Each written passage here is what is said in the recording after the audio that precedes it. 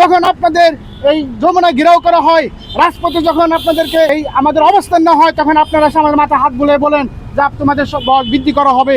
আপনারা মুখের কথা একরকম, বাস্তবতা আরেক রকম কেন হবে?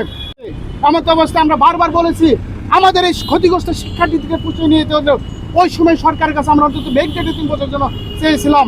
আপনারা জানেন অন্তর্বর্তী সরকারের কাছে বারবার দণ্ড দেওয়ার পরে তারা সেটা বাস্তবায়ন করেনি। এমন অবস্থায় মির্জা ফখরুল ইসলাম স্যার বাড়ি স্যারকে কল করে ফোনের মাধ্যমে বলেছে এই ছেলের সন্তানগুলো দীর্ঘদিন ধরে রাজপথে ছিল। বাড়ি স্যারকে স্পষ্ট করে বলেছে এদের বয়সীমা বাড়াতে হবে এবং ক্ষতিগ্রস্ত শিক্ষার্থীরা যেন পরের টেবিলে ফিরে যেতে পারে সে ব্যবস্থা করুন। আপনারা কালকে সংসদীয় কমিটিতে কাদের ভিত্তিতে 35 ঐক্যমত পোষণ করেন? আপনারা কি দেখেন নাই? বা জুলাইয়ের আন্দোলন আপনারা দেখেন নাই? 35 আন্দোলন দেখেন নাই? যখন আপনাদের এই যমুনা ঘেরাও করা হয়, রাজপথে যখন আপনাদেরকে এই আমাদের অবস্থান না হয়, তখন আপনারা আমাদের মাথা হাত বুলিয়ে বলেন যে তোমাদের সব বল বৃদ্ধি করা হবে। আপনারা মুখের কথা একরকম, বাস্তবতা আরেক রকম কেন হবে? আমরা রাজনীতিবিদ হিসেবে আপনাদের চাচ্ছি না, আপনারা আমাদের অভিভাবক হিসাবে আপনাদেরকে চাচ্ছি।